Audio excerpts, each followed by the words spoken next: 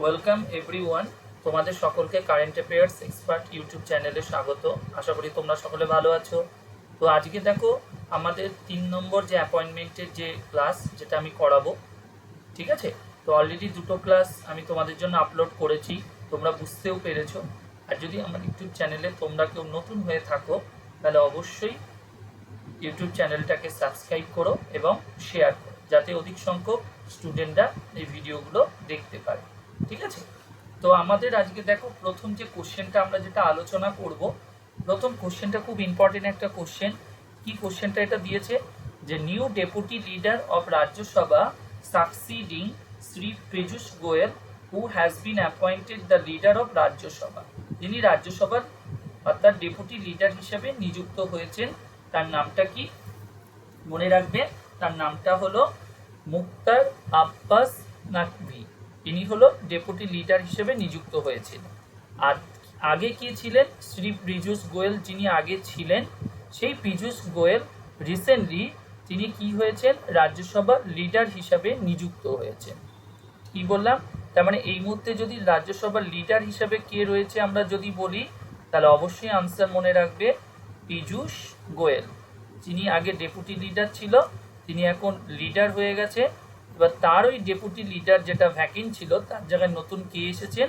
শ্রী মুক্তার আব্বাস নাকভি, ঠিক আছে? ইনি ডেপুটি লিডার হয়েছেন।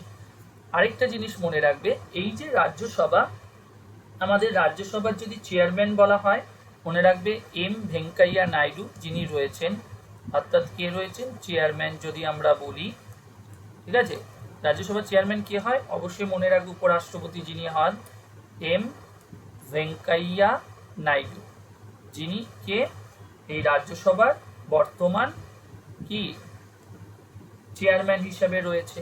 এবং ইনি কবে থেকে রয়েছে চেয়ারম্যান হিসাবে, এটা একটু মাথায় ভালো করে ধরে রাখবে, সিন্স 2017 সাল থেকে তিনি এই পদে রয়েছে। আর যদি আমাদের কোশ্চেন করে ভাইস চেয়ারম্যান যদি বলা হয় কে রয়েছে, ঠিক আছে, ভাইস চেয়ারম্যান পদে কে রয়েছে, এই নামটাও মনে রাখবে হরিবংশ নারায়ণ সিং। কি নাম বললাম? হরিবংশ নারায়ণ সিং, যিনি হলো কি পোস্টে রয়েছে? ডেপুটি নারায়ণ সিং। ওকে, তো ইনি কি আছে? ডেপুটি চেয়ারম্যান পদে রয়েছে। আর ইনি কবে থেকে রয়েছে এটাও মাথায় ভালো করে রাখবে, 2020 থেকে ইনি এই পোস্টে রয়েছে। তার মানে আমরা যদি কোশ্চেন করে, এই মুহূর্তে রাজ্যসভার লিডার হলো পীযূষ গোয়েল, ডেপুটি লিডার হলো মুক্তার আব্বাস নাকভি, চেয়ারম্যানকে এম ভেঙ্কাইয়া নাইডু যিনি 2017 সাল থেকে রয়েছে, আর ভাইস চেয়ারম্যান যদি বলা হয় হরিবংশ নারায়ণ সিং, 2020 থেকে তিনি এই পদে রয়েছে। এবার আসি আমাদের পরের কোশ্চেনে কি বলেছে? The political leader from Nepali Congress who has been appointed the new PM prime minister of Nepal replacing Shri KP Sharma ওলি, অর্থাৎ তার জায়গায় নতুন পিএম হিসেবে কে নিযুক্ত হয়েছেন, ঠিক আছে?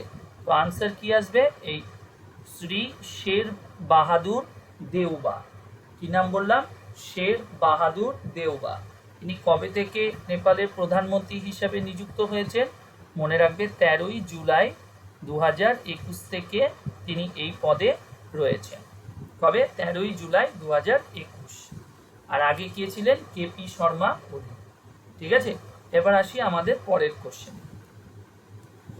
কোশ্চেন কি বলেছে? The Indian sports person who have been chosen to be the flag bearers of the Indian contingent at 2021 Tokyo Olympic. তোমরা ভালো করেই জানো, এই যে প্রত্যেকটা অলিম্পিকের ওপেনিং সেরিমনি এবং ক্লোজিং সেরিমনিতে কিছু মানে মানে এক একটি দেশের যে দল অংশগ্রহণ করে বা টিম অংশগ্রহণ করে, তাদের একজনকে দায়িত্ব দেওয়া হয় ফ্ল্যাগ বিয়ারার হিসাবে বা পতাকা বাহক হিসাবে এখানে পালন করা হয়।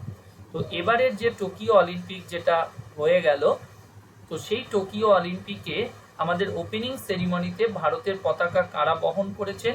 তাহলে অবশ্যই মাথায় রাখবে দুজনকে দায়িত্ব দেওয়া হয়েছিল এবারে, যার একটা হলো মেরি কম, আর সেকেন্ড যদি বলা হয় কি নাম? মনপ্রীত সিং।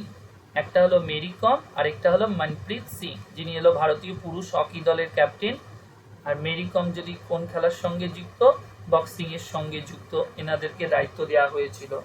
আর যদি বলা হয় ক্লোজিং সেরিমনিতে এই দায়িত্বটা কাকে প্রদান করা হয়েছে, যদি বলা হয় কিসে বললাম, ক্লোজিং সেরিমনিতে, তাহলে এটাও ভালো করে মাথায় রাখবে, এটার একটা বড় দায়িত্ব দেওয়া হয়েছিল। কাকে দেওয়া হয়েছে? রেসলার, এখানে আমি লিখে দিলাম ক্লোজিংয়ে কাকে দায়িত্ব দেওয়া হয়েছিল? ক্লোজিং সেরিমনিতে ভারতের পতাকা বহন করার জন্য বজরাং পুনিয়া। বজরাং পুনিয়া ইনি কোন খেলার সঙ্গে যদি বলা হয় যুক্ত, এটা একটু ভালো করে মাথায় রাখবে। ইনি হলো একজন রেসলার, ঠিক আছে, ইনি হলো একজন কি রেসলার, কুস্তিবিদ। তো যিনি ভারতের ক্লোজিং সেরিমনিতে ভারতের পতাকা ইনি বহন করেছেন। ওকে, তো এবার আসি আমাদের পরের কোশ্চেন। তাহলে ওপেনিং গেল, ক্লোজিংটাও বলা হলো। এরপর নেক্সট যদি বলা হয় কি বলেছে, the Indian born aeronautical engineer who has been chosen to fly to the edge of the space of Virgin Galactic spaceship to Unity along with company's founder Sir Richard Branson. The answer কি আসবে? এই যে ভালো করে নামটা মনে রাখবে, সিরিশা বান্দলা, যাকে নিয়ে আসা হয়েছে। এবার আসি আমরা পরের কোশ্চেন। বলছে the Indian para high jumper who has been chosen, ঠিক আছে, to be the India's flag bearer at Tokyo para Olympic to be held in August 2021। ভালো করে মনে রাখবে, সবসময় মাথায় রাখবে, প্যারা অলিম্পিকে নিজস্ব কোনো ভেন্যু হয় না। যেখানেই অলিম্পিক হয়, অর্থাৎ সামার অলিম্পিক হয়, সেই সামার অলিম্পিক হয়ে যাবার পর ওখানেই হয় আমাদের প্যারা অলিম্পিক গেমস। তো সেই এবারে প্যারা অলিম্পিক বলতে যারা প্রতিবন্ধী তাদেরকে নিয়ে হয় প্যারা অলিম্পিক গেমস, ঠিক আছে। তো এই প্যারা অলিম্পিক গেমসে এবারে ভারতের পতাকা কে বহন করবে? তাহলে অবশ্যই মনে রাখবে মারিয়াপ্পান থাঙ্গাভেলু, যিনি কোন খেলার সঙ্গে যুক্ত? প্যারা অলিম্পিকের একজন হাই জাম্পার হিসাবে ইনি ইভেন্টের সঙ্গে যুক্ত, যিনি লাস্ট আমাদের 2020 সালে কি পুরস্কার পেয়েছে? রাজীব গান্ধী খেলরত্ন পুরস্কারও পেয়েছেন। কি নাম? রাজীব গান্ধী, ঠিক আছে, খেলরত্ন অ্যাওয়ার্ড, রাজীব গান্ধী খেলরত্ন অ্যাওয়ার্ড। আরেকটা জিনিস মনে রাখবে, এই রাজীব গান্ধী খেলরত্ন পুরস্কারকে রিসেন্টলি নতুন নামে নামকরণ করা হলো। কি নামে? উপরে লিখে দিলাম, এটাকে রিনেম করা হলো। যে রিনেম করে নতুন কি নামকরণ করা হয়েছে? Major Dhyanchand, okay, major Dhyanchand Khel Ratna award, major Dhyanchand Khel Ratna award, এটা নতুন নামকরণ করা হলো। কোন সাল থেকে? 2021 সাল থেকে, এবছরে। এটা ভালো করে মাথায় রাখবে, ঠিক আছে। এরপরে আসি আমাদের পরের কোশ্চেনে। বলছে the BJP MLA from Khatima constituency who has been appointed the CM of Uttarakhand succeeding Sri Tirath Singh Rawat। তো রিসেন্টলি দেখবে উত্তরাখণ্ড রাজ্যে বেশ কয়েক মাসের মধ্যে বেশ কিছু মুখ্যমন্ত্রী পদ কিন্তু পরিবর্তন হয়েছে। তো রিসেন্টলি এনাকে আবার নতুন করে নিযুক্ত করা হয়েছে। তো তার নামটা কি? পুষ্কর সিং ধামি। কি নাম বললাম? শ্রী পুষ্কর সিং ধামি, যিনি বিজেপির একজন এমএলএ। কোথাকার এমএলএ? এই যে খাটিমা কনস্টিটুয়েন্সির একজন এমএলএ, ঠিক আছে, যাকে নতুন মুখ্যমন্ত্রী হিসাবে নিযুক্ত করা হয়েছে। কি নাম বললাম? নামটা দেখে নাও, পুষ্কর সিং ধামি। এরপর আমাদের পরের কোশ্চেনটা দেখো কি বলেছে। বলছে the athlete from Indian navy who has become the first Indian male to qualify for the 400 meter hurdles at the Olympic, অর্থাৎ টোকিও অলিম্পিকে যিনি অংশগ্রহণ করেছে। কি নাম? এমপি জাবি, যিনি প্রথম, অর্থাৎ ভারতীয় নেভির একজন সোলজার। তো তিনি প্রথম যিনি কোয়ালিফাই করেছে এই 400 মিটার হার্ডেলসে টোকিও অলিম্পিকে অংশগ্রহণ করেছিল। তার নামটা কি বলবো? এমপি জাবি। ভালো করে নামটা একটু ভালো করে মাথায় রেখো। কি নাম? এমপি জাবি। পরের কোশ্চেনে কি বলেছে? The swimmer from Gujarat who has become the first woman from India, Bharat থেকে প্রথম কোনো মহিলা যিনি কোয়ালিফাই করেছিল সুইমিংয়ে অ্যাট দ্য অলিম্পিক, এবারের যে অলিম্পিকে সুইমিংয়ের যিনি প্রথম ভারতীয় মহিলা হিসাবে অংশগ্রহণ করেছিল, কিসে 100 মিটারে ব্যাক স্ট্রোকে অংশগ্রহণ করেছে, তার নামটা কি? মনে রাখবে, মানা প্যাটেল। কি নাম? মানা প্যাটেল। কোন রাজ্যে যদি বলা হয় তাহলে অবশ্যই মনে রাখবে গুজরাট রাজ্যের তিনি একজন খেলোয়াড়। নেক্সট কোশ্চেন কি বলেছে? The new chief information commissioner appointed to the succeed of Bimal Julka from 31 October 2020। মানে আগে যিনি চিফ ইনফরমেশন কমিশনার ছিলেন কে? শ্রী বিমল জুলকা। তার জায়গায় নতুন কি এসেছে অনেক দিন আগেই এসেছে, তোমরা ডেটটা দেখেই বুঝতে পারছো। ঠিক আছে, যেহেতু আমি অ্যাপয়েন্টমেন্ট হিসাবে বলছি তাই কোশ্চেনটা বলেছি। কি নাম? শ্রী যশবর্ধন কুমার সিনহা। যশবর্ধন কুমার সিনহা।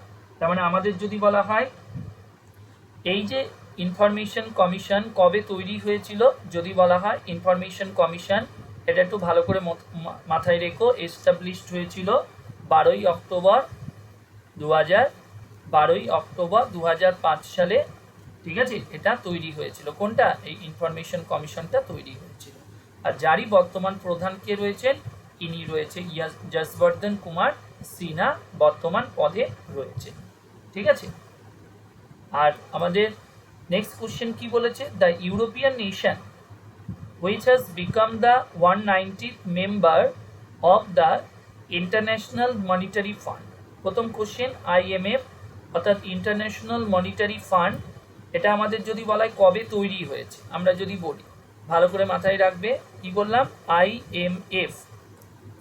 ঠিক আছে, IMF কবে তৈরি হয়েছে এখানে লিখে দিলাম, 1945 সালে এটা তৈরি হয়েছে। ঠিক আছে, IMF। আর IMF এরই 190তম যে দেশটা অংশগ্রহণ করেছে তার নাম কি? অ্যান্ডোরা। এরা কোথাকার দেশ? একটা ইউরোপিয়ান নেশন, ইউরোপের একটা দেশ, মনে রাখবে, যাদের কারেন্সি হলো ইউরো। এই অ্যান্ডোরার কারেন্সি যদি আমরা বলি, এটা মনে রাখবে, এদের কারেন্সি কি? ইউরো। আর এদের যদি ক্যাপিটাল বলা হয়, কাদের ক্যাপিটাল? অ্যান্ডোরার ক্যাপিটাল হিসেবে যদি আমরা বলি, মনে রাখবে কি? অ্যান্ডোরা লা ভেলা। ঠিক আছে, অ্যান্ডোরা লা ভেলা, ইনি কি? এটা কি? এটা হলো এদের ক্যাপিটাল, মনে রাখবে। আর কি পড়বো আমরা? এই IMF এর সদর দপ্তর কোথায়? ঠিক আছে, এদের হেডকোয়ার্টার যদি আমরা বলি, কাদের হেডকোয়ার্টার? IMF এর হেডকোয়ার্টার, মনে রাখবে এটা কোথায়? Washington DC. এদের হেডকোয়ার্টার হলো ওয়াশিংটন ডিসি, ভালো করে মাথায় রেখো। এবার যদি বলা হয় এদের এমডি পোস্টে কে রয়েছেন? এমডি পোস্টে রয়েছেন ক্রিস্টালিনা জর্জিভা। ঠিক আছে, ক্রিস্টালিনা জর্জিভা কাদের? এই IMF এর বর্তমান প্রধান হিসাবে নিযুক্ত রয়েছেন। আর একটা জিনিস মনে রাখবে, এদের চিফ ইকোনমিক্স পোস্টে কে রয়েছেন? Chief economics. ঠিক আছে, চিফ ইকোনমিক্স হিসাবে কে রয়েছেন? একজন ইন্ডিয়ান যিনি বলা যেতে পারে গীতা গোপীনাথ। খুব ভালো করে মাথায় রেখো নামটা, গীতা গোপীনাথ। ইনি হলো IMF এর বর্তমান চিফ ইকোনমিক্স হিসাবে নিযুক্ত রয়েছে। ঠিক আছে, তাহলে IMF কবে তৈরি হলো? 1945। যাদেরই হেডকোয়ার্টার হলো ওয়াশিংটন ডিসি, এদের MD Kristalina জর্জিভা, chief economic Gita Gopinath. তার নতুন যে 190তম যে দেশটা অংশগ্রহণ করেছে তার নাম কি? অ্যান্ডোরা, যাদের ক্যাপিটাল অ্যান্ডোরা লা ভেলা। এদের কারেন্সি হলো ইউরো, হলো এদের কারেন্সি। ঠিক আছে, তো আজকের ক্লাস আমাদের এখানেই শেষ হলো। তোমরা সকলে ভালো থেকো। আর যদি তোমাদের সকলের ভালো লাগে আমার ক্লাস, অবশ্যই তোমরা চ্যানেলটিকে সাবস্ক্রাইব করবে, যাতে নিত্য নতুন ভিডিওগুলো তোমরা পেতে পারো। ঠিক আছে, তো সকলে ভালো থেকো। Bye, tata.